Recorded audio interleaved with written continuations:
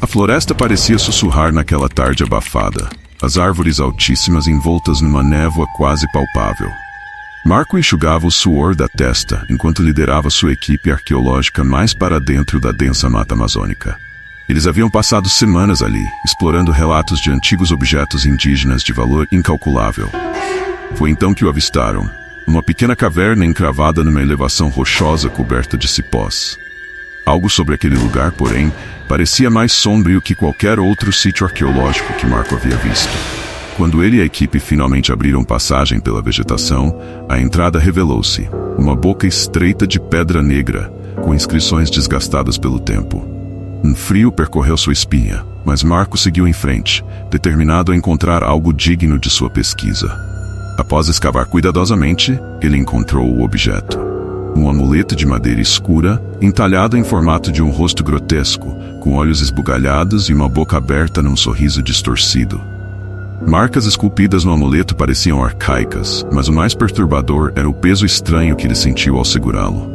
Algo parecia vibrar sob a madeira, uma energia pesada que ele não conseguia explicar. "Marco, temos certeza de que é uma boa ideia?" perguntou Renata, uma de suas assistentes, com um olhar apreensivo. "Isso parece perigoso." "É uma descoberta única, Renata", ele respondeu com uma excitação mal contida. "Imagine o que podemos aprender." Sem perceber, Marco carregava consigo algo mais que um simples artefato. Ele estava levando embora a alma de um guardião vingativo, um espírito antigo que protegia a floresta e seus segredos com zelo mortal. No acampamento, ele colocou o amuleto sobre a mesa e foi se preparar para catalogar suas descobertas. Mas naquela noite a selva ficou mais silenciosa. Um silêncio que a todos incomodava. Na madrugada, Renata ouviu algo, sons como passos rastejantes vindos de fora da tenda. Mas ao sair, não encontrou ninguém, apenas o eco de uma respiração profunda vinda das árvores. Um medo irracional a invadiu, e ela retornou ao seu abrigo, mas a sensação de estar sendo observada se mantinha. Na manhã seguinte, um dos membros da equipe desapareceu. Ninguém sabia dizer para onde havia ido, mas encontraram rastros de passos ao redor da tenda, levando até a floresta e se dissipando. Marco tentava tranquilizar a equipe, mas todos sentiam que algo os observava, rondando como um predador. Ao longo dos próximos dias, mais 2 desapareceram, e Marco sentia o peso do amuleto crescendo. A madeira parecia pulsar quase como um coração em suas mãos, e então ele percebeu. A floresta estava retribuindo. Ele havia levado algo precioso demais, e agora o espírito do lugar exigia um preço. Marco já não dormia há noites. O olhar desesperado e a culpa o consumiam, enquanto tentava descobrir como parar o horror que ele havia desencadeado. A floresta, antes viva com sons de animais, agora era uma extensão silenciosa e opressiva. O amuleto, que ele mantinha enrolado em um tecido, parecia mais pesado a cada dia. Desesperado, Marco procurou o pajé da tribo Itamã, que vivia a poucos quilômetros do acampamento. O xamã, um homem velho de olhar penetrante, ouviu atentamente o arqueólogo. E ao ver o amuleto, deu um passo para trás, como se temesse o objeto. "Você libertou o guardião", disse o pajé com uma voz grave. "Ele protege nossa terra desde tempos imemoriais. Para manter a paz, exigia que ninguém tocasse em seu templo sagrado." Marco tentou explicar, mas o pajé balançou a cabeça. "Agora você precisa devolver o amuleto e, para apaziguar o guardião, precisa oferecer algo que ele valorize." "Algo que ele valorize?" Marco murmurou, sem entender. Naquela noite ele retornou à caverna, o amuleto nas mãos e o desespero no peito. Mas ao tentar entrar na caverna, foi impedido por uma força invisível. A floresta estava viva ao seu redor, com sombras que dançavam e sussurros que ecoavam. Ele sabia o que precisava fazer. Sua própria vida era o preço. Com uma mistura de terror e resignação, ele colocou o amuleto de volta no altar e, sem hesitar, fez um pequeno corte na palma da mão, permitindo que seu sangue gotejasse sobre o objeto. As sons pareciam se aproximar, o ar ao redor pesando sobre ele, até que tudo ficou em silêncio. Quando os outros membros da equipe foram em sua busca, só encontraram o amuleto repousando no altar, intacto e limpo. Marco nunca mais foi visto, mas disse que nas noites em que a névoa cobre a selva, pode-se ouvir sua voz sussurrando na escuridão, alertando os curiosos a não perturbarem o sono do guardião. O silêncio do cerrado à noite era absoluto, quebrado apenas pelos leves sussurros do vento entre as árvores. Marta e seus colegas biólogos haviam montado acampamento perto de uma aldeia reclusa, conhecida como Filhos do Fogo. Pouco se sabia sobre o grupo.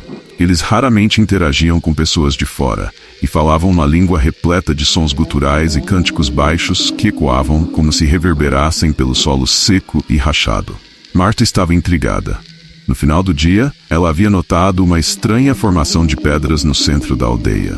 Um altar de rocha preta, marcado por símbolos de aparência arcaica e adornado com ossos calcificados. Cada símbolo parecia cuidadosamente esculpido, com linhas retorcidas e intricadas que levavam a um ponto central onde uma pedra reluzente repousava. No silêncio da noite, Marta sentiu uma estranha atração pelo altar. Ela sabia que o grupo tinha uma função importante ali, estudando os impactos ambientais e biológicos na região, mas sua curiosidade arqueológica era mais forte. Ela caminhou até o altar sob o olhar atento dos membros da tribo, que pareciam observá-la à distância, quietos como estátuas vivas. Ao tocar a pedra, um calor começou a irradiar de suas mãos, e a superfície da rocha pareceu pulsar suavemente, como se estivesse viva. Um arrepio percorreu sua espinha, e ela deu um passo atrás, respirando fundo. Sentiu uma presença opressiva ao seu redor, algo primitivo, e quase podia jurar que o chão tremeu levemente. Mas ao olhar novamente, tudo estava como antes. Marta se virou para voltar ao acampamento, mas viu que os membros da tribo haviam se aproximado silenciosamente, seus olhos vidrados como se estivessem em transe.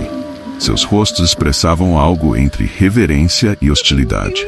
Naquela noite, estranhos sons ressoaram pelo acampamento. Gritos distantes que pareciam sair das profundezas da terra. Marta e seus colegas acordaram sobressaltados, e quando tentaram seguir a direção dos sons, perceberam que os caminhos ao redor do acampamento pareciam sempre levar ao mesmo lugar, o altar no centro da aldeia. Com o amanhecer, a situação ficou ainda mais inquietante. Os integrantes da tribo começaram a cantar um cântico baixo e hipnótico, uma melodia que parecia impregnar a mente dos visitantes com uma sensação de pavor crescente. Marta e os outros tentavam entender o que estava acontecendo. A atmosfera ao redor deles era opressiva, como se o ar carregasse um peso invisível. Os membros da tribo começaram a realizar um ritual em círculo, marchando lentamente ao redor do altar e recitando palavras em uma língua estranha. A cada palavra, o ambiente parecia vibrar com uma energia antiga e ameaçadora. Quando Marta tentou recuar, percebeu que os outros biólogos estavam imobilizados, como se algo os prendesse ao chão. Em pânico, ela tentou chamar por ajuda, mas sentiu um calafrio ao perceber que ninguém parecia ouvir. Era como se estivesse isolada do resto do mundo. Seus passos a levaram de volta ao altar, como se uma força invisível a guiava. Quando olhou para baixo, viu que o solo ao redor do altar tremia levemente, e rachaduras começaram a se abrir. De repente, uma fumaça espessa e alaranjada começou a emanar das fissuras, exalando um cheiro acre de enxofre. Em meio à fumaça, Marta viu formas indistintas, rostos contorcidos que pareciam surgir das profundezas da terra, rostos que não eram humanos. Aqueles eram os deuses antigos, os seres de fogo que, segundo a lenda, haviam feito um pacto com os filhos do fogo séculos atrás. A visão era aterrorizante. As figuras fantasmagóricas dançavam ao redor do altar, suas formas oscilando e se deformando como labaredas vivas. Marta se sentiu tomada por uma sensação de impotência e desespero, como se soubesse que seu destino já estivesse selado. Os membros da tribo continuavam seu cântico, agora com uma intensidade frenética, enquanto as formas de fogo aproximavam-se dela e dos biólogos circulando-os. Finalmente, Marta compreendeu a verdade. Eles eram o sacrifício. A entidade subterrânea que protegia o segredo da tribo estava faminta, e os membros da tribo haviam aguardado pacientemente pelo momento em que visitantes despertariam a fúria dos deuses. Marta tentou correr, mas o chão cedeu sob seus pés, e ela caiu na escuridão, seu último grito ecoando enquanto desaparecia nas profundezas. O silêncio opressor da floresta atlântica parecia pesar sobre a aldeia. As sombras das árvores altas dançavam como mãos macabras, enquanto os moradores tentavam continuar com suas atividades diárias. Mas algo sombrio havia se instalado ali, algo que ninguém ousava nomear. Ricardo, um antropólogo jovem e ambicioso, havia chegado à aldeia meses antes para estudar os costumes da tribo, mas agora estava no centro de um pesadelo. Ele notou as marcas escuras que surgiam na pele dos aldeões, pequenas no início, mas que logo se espalhavam e se aprofundavam, como se enraizassem sob a carne. As primeiras vítimas da praga, se é que aquilo poderia ser chamado assim, haviam sido crianças. A pele delas escurecia em torno dos olhos e da boca, e à medida que as marcas se espalhavam, seus comportamentos se tornavam cada vez mais erráticos e violentos. Os jovens começaram a gritar, suas vozes rasgando a noite com um som perturbador que ecoava pela floresta. Então, adultos começaram a ser afetados.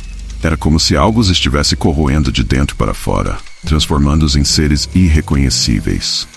Na cabana do pajé Kainoa, Ricardo ouvia atentamente enquanto o líder espiritual falava sobre um espírito antigo, um ser que se alimentava da escuridão das almas e transformava os hospedeiros em sombras vivas. O pajé acreditava que esse espírito estava despertando, atraído por algo profundo e sombrio dentro da própria tribo.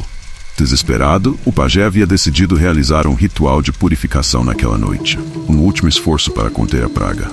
Mas algo deu terrivelmente errado. Quando Kainoa iniciou o ritual, o fogo no centro do círculo sagrado explodiu em chamas negras, e o vento soprou forte, fazendo as árvores sussurrarem numa língua desconhecida. As marcas nas vítimas da aldeia começaram a pulsar, e o próprio pajé foi lançado para trás, seus gritos ecoando enquanto a escuridão parecia tomar forma, crescendo e se contorcendo como uma fumaça densa que se enredava em torno dos aldeões. Ricardo tentou correr, mas algo o prendeu ao chão, como se a própria sombra tivesse ganhado vida. Ele não podia fechar os olhos ou desviar o olhar. Mesmo quando uma figura de olhos vazios e pele como cinza surgiu das sombras, um espírito antigo, faminto, que agora se enraizava na própria aldeia. Ricardo respirava com dificuldade, incapaz de processar a cena diante dele. A figura parecia sólida e ao mesmo tempo feita de fumaça, como se estivesse constantemente à beira de se desintegrar. Aquela entidade, aquele espírito de fome e sombras, observava-o com olhos vazios, sua presença impregnada de uma malevolência antiga e profunda. Uma voz baixa e sibilante ecoou em sua mente, fria como o toque de uma lâmina contra sua pele. Você quer poder, Ricardo? Quer o que poucos podem sequer sonhar em tocar? A tentação era sufocante. Ricardo sabia que o espírito estava oferecendo-lhe algo impossível de recusar, uma troca direta. Ele receberia poder, mas ao custo de tornar-se um com aquela escuridão, um servo do espírito, uma sombra. Ele lutava contra o impulso, mas sentia-se atraído, como se parte dele quisesse ceder. Enquanto isso, os aldeões continuavam a se contorcer e a gritar, seus corpos agora deformados e cobertos por marcas cada vez mais escuras. O pajé Kainoa, enfraquecido e quase sem forças, arrastou-se até Ricardo e o agarrou pelo braço. Você precisa lutar, jovem, murmurou ele, sua voz quase um sussurro. Não deixe a sombra tomar conta. Só existe uma maneira de libertar a tribo. O sacrifício deve ser feito. O olhar do pajé era firme, mas seus olhos refletiam o terror de quem conhecia o fim. Ricardo sabia o que Kainoa queria dizer. Se ele não aceitasse a oferta do espírito, teria que fazer um sacrifício muito maior. Talvez o sacrifício de sua própria alma, para que a aldeia pudesse sobreviver. A sombra pareceu ler seus pensamentos, e ele sentiu a presença fria pressionando contra sua mente, como uma chama negra devorando seu raciocínio.